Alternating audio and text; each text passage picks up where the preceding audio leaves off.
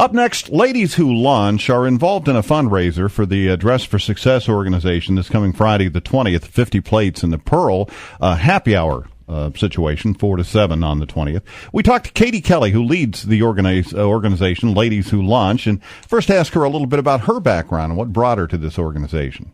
I'm a business coach and consultant. My business is called Legacy Builder Coaching. Okay. And right now I'm mostly working with small business owners and helping them manage. A lot of people think know they're really good at their talent, and they figure they can jump ship and go out on their own, and they find that they actually aren't able to make it. And so I work with them on being a good manager and a good entrepreneur, as well as their good talent. There's a little more to this business thing than just being good at what you do, isn't there? Yes, exactly. It's a little more complicated, but we try to keep it light and fun. Now, Katie, when I first heard the name of this organization, Ladies That Launch, yes. I immediately had this picture of one of these gigantic ocean liners slipping back into the ocean from where they manufactured, and the woman breaking the champagne bottle over the bow and going, "I christened thee HMS whatever." Yes. That's not what you do. No, it is meant to be a little bit tongue-in-cheek based on Ladies Who Launch. It's based around the idea that women and men actually launch businesses very differently. So the organization was incepted in New York City back in 2004. It's been represented in Portland since then, and the idea is that we help women really creatively launch their business ideas and bring them to fruition. Now, give me a little bit idea of the difference between the way men approach starting a business and the way a woman does. Sure. So this is very stereotypic. I don't think everyone falls, but traditionally, men tend to be very linear in their process. They are comfortable with the business plan. They like the idea of making a lot of money in a short period of time, and they like the idea of selling their business and being a profitable experience. Traditionally, women are more circular in their process. They tend to get overwhelmed with the idea of a business plan because that's counterintuitive to their instincts. So women tend to look at a business almost like a child, as something they birth and that they want to nurture and keep along with them throughout their lives. So Ladies Who Launch is really built around those tenets. So we have workshops and meetings that are built around helping women in a supportive environment really flesh out a branding idea and then a business plan, and then give them the resources to really move forward. So it's more than just a networking organization. There's a little more to it than that. Absolutely. At our core, we help women start and grow their businesses. Yeah, give me a typical idea. I mean, without having to name names or be specific, about somebody who's, in your knowledge, has started a business, a woman, with this whole process in mind, with her mindset, and how you would kind of move her in the right direction. Sure. About a third of our people are in corporate environments already and have this dream of launching a business. A third are already out there on their own but feel like they need resources.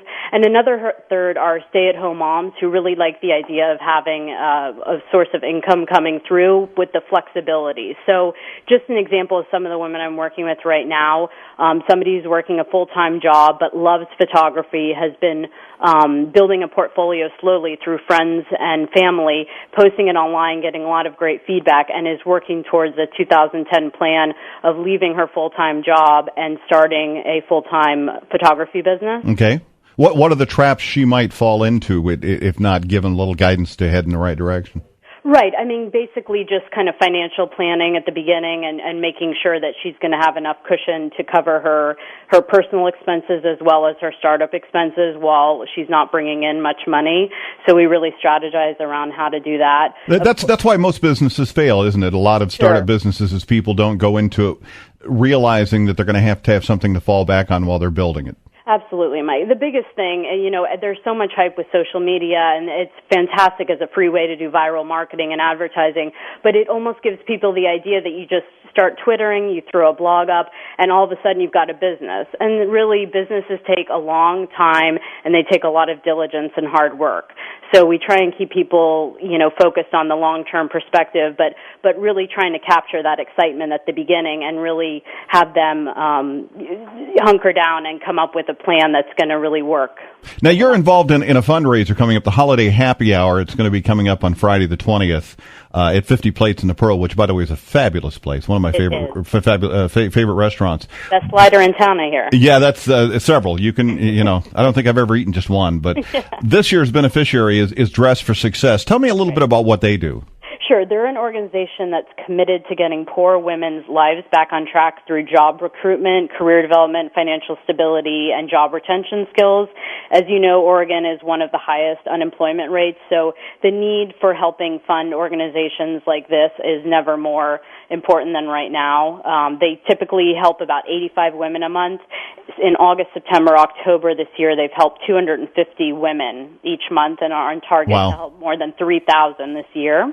So it's about more than advising them what clothing to wear in an interview, but it's how to interview, how to project yourself, all of those skills that some of us kind of take for granted, but that some people just don't have. That's exactly. And you know, it's a long-term approach as well. They really help them reach their highest personal and professional goals and then stick with the women as they hit the obvious obstacles and help them kind of continue on down the road. So while it's a national organization, local chapters do not receive federal funding or funding from national chapters, so they operate locally with volunteers and donations. Tell me a little bit about what's going to happen on the 20th at Sure. 50 Plates.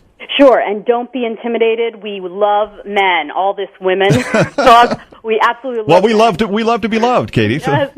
And my husband Tom will be there, and ESPN is on in the background. Okay. Nothing less. But no, it's a happy hour. It's from 4 to 7 p.m., like you said, at 50 Plates in the Pearl. We figured it was a great time the Friday before Thanksgiving for people to blow off a little steam and really, most importantly, give back. But people love to network. Women and men love to meet one another, hear about what people are doing. We hear so much about, you know, what's going wrong and how bad times are. There's a lot of great things going on in our community, a lot of people with exciting ideas starting businesses. So it's a great opportunity to come down, have a drink. There's free appetizers, half-price drinks, and we're doing an auction of service and products from local businesses just for your $10 entry fee. Okay, it's $10 online or at the door, and online Exactly. they can buy them at ladieswholaunch.com. Yep. .com. And you go to the Portland community. Otherwise, just $10 at the door. Katie Kelley of Ladies Who Launch. Thank you very much. Again, that event is this Friday at 50 Plates, happy hour, 4 to 7, to benefit Dress for Success. And you can